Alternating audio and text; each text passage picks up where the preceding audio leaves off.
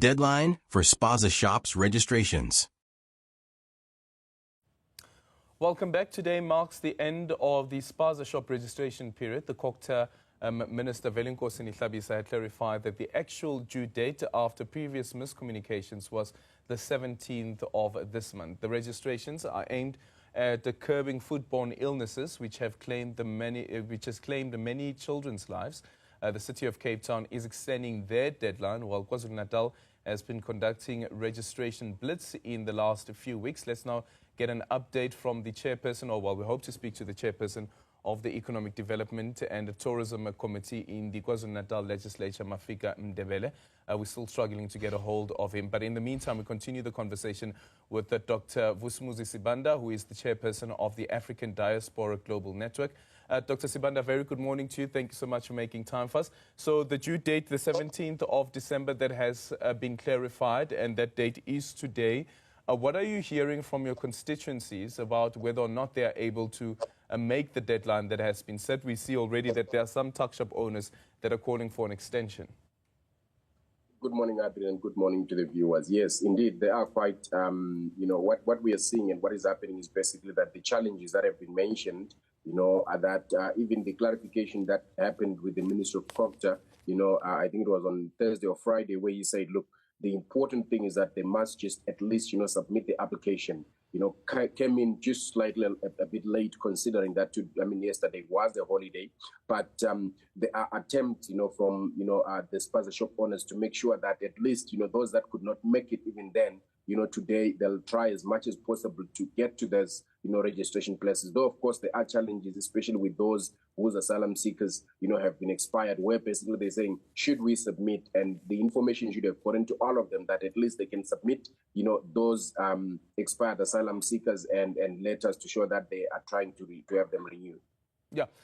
So is the problem both at a Home Affairs level when it comes to the asylum seeker documentation, and also at a municipal level where the applications are actually taking place for the registration of these businesses?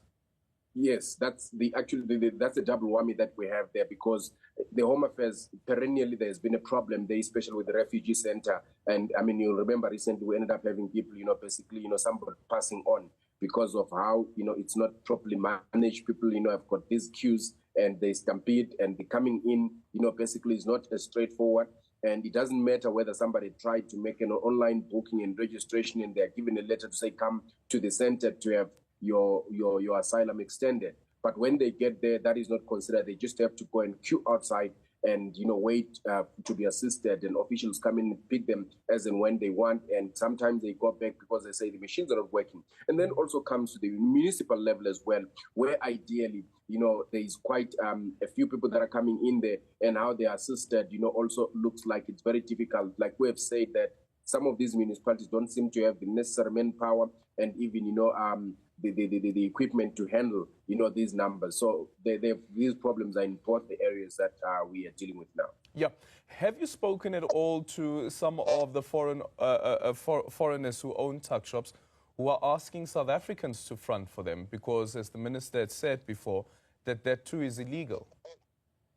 Well, yes. Look, it has always been one of the things that we've always said. It has always been that and this is something that needs even the South African citizens to understand, because remember that what basically happens is that some of these citizens have already built their Spaza shops, and they've built them and registered them in their names, and they only want to rent out the space, to a foreign, to a foreign person who wants to run it because they've got the required capital or so. So ideally, because the person says, look, this is my property. I've built the Spaza shop, and therefore I want to have it registered. I want to make sure that the building itself complies with the regulations, so it's within my yard, and therefore I need to do that so that, it's acceptable. So they look at the issue of the building structure, it being, compliant, and then they ultimately just, register everything so that at least they only lease out. So that education is very important, so that both parties can really understand that, to avoid, even if there is need to control,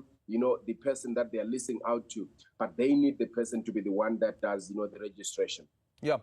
Is it known how many tuck shops in South Africa are owned by foreign nationals? Do you have any data around that? Well, that's we don't have that information. There's quite that's why that because of the breadth, the length and breadth of the country, obviously, and the fact that these are almost very informal. They're here today and some are not here tomorrow. They move, so it will be very difficult to really know how many we have. Yeah, and the reason that I'm asking that is that on the one end, while the government is saying that it's trying to deal with the issue of the foodborne illnesses, what has become evident as well is that government is also trying to get more locals, more South Africans into the Spaza shop industry, and some of the words that have been used before is to reclaim some of the lost ground when it comes to the ownership of Spaza shops. But would you also agree that foreign-owned Spaza shops are now outnumbering the number of South African-owned Spaza shops? Is that the sense that you're getting?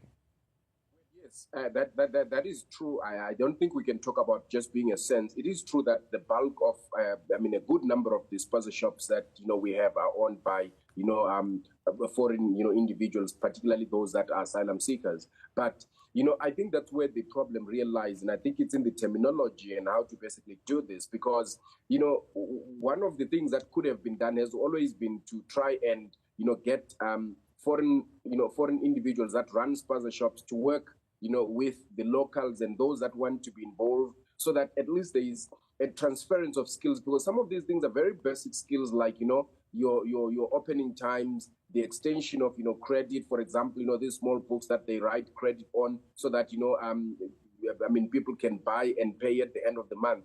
And that those kind of services are ordinarily not offered by the majority of the local Spaza shops, and they ordinarily don't close that late, like maybe 9, 10, and open at 5 in the morning. But if you get people to work together rather than to antagonize them, as if it's a war between the two groups of people, it does not really help the situation. I think the government needs to really look at it in a manner that says, how do we get these people to work together so that there is a cordial relationship, and even when it comes to the transference of the skills. Yeah, and then with the other part around this is, so you'd have the asylum seekers, of course, who would have the right to be operating tuck shops, but then you also have the ones who don't have the necessary documentation. But I want to ask you on the argument that has been put forward by the KwaZulu-Natal government as an example, with the 22 million rand that has been set aside to help boost the Spaza shops. They're saying that the focus there is solely going to be on South African-owned Spaza shops. According to your understanding of the legislation, does it also mean that foreigners who do have asylum seeker documents, who do have the asylum seeker status in the country, that they too do not qualify for this 22 million rand? Yes, that is the understanding, that it excludes the asylum seekers, because it purports basically to look at the South African locals to do that. But now, you see, Adrian, one of the biggest issues is that it's like if you take a lot of money and you don't get the people, for example, to give them the basic skills and education, and just give them the money, and there is no mentoring that takes place.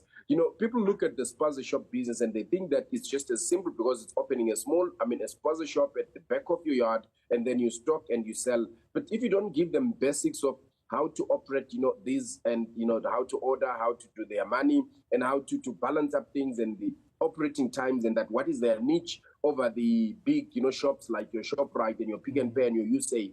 At the end of the day, that money is going to sink down, and we're going to be talking here 10 years down the line, say, but 20 million or 22 million was set aside for this particular purpose. So it's not just a simple business as people think it is, but it takes some skills that might appear to be best, but that needs to be imparted on the people. But yes, it is unfortunate that the situation, and obviously if some asylum seekers come up and may challenge that, like what we've seen in the Limpopo province, the government of KwaZulu-Natal might find itself having that legislation declared to be unlawful, to the extent that it excludes the asylum seekers that are legally in the country.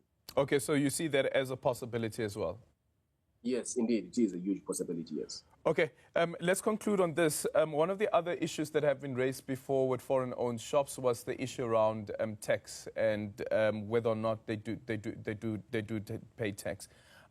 Has your organization done any work to look into what happens to the profits that are coming from these foreign-owned tuck shops? Because if we are saying that these tuck shops are being run by asylum seekers, which means that these are people that have left their home country to come to South Africa for safety reasons or whatever other reasons that there could be, what happens to their profits? Well, look, they live here. Obviously, because they live here, it means that in the bulk of the cases, they use that money. Some might actually use. You find that some of them end up having 2, 3, 4 Spaza shops because, they make the profit here and they spend it within the country. So obviously, like people that live here in South Africa, they've got, some of them, a good number of them already have got their families here. So they live within the country. They spend that money in South Africa.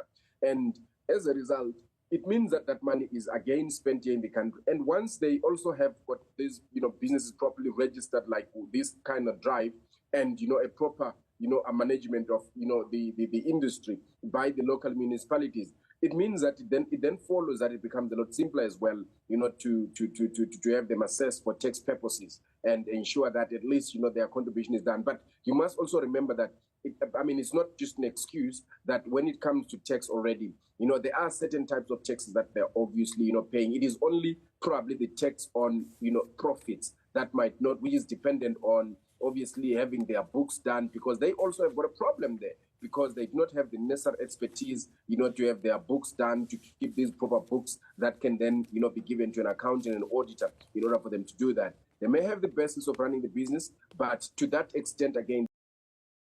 Thanks for watching. Share, like, and subscribe.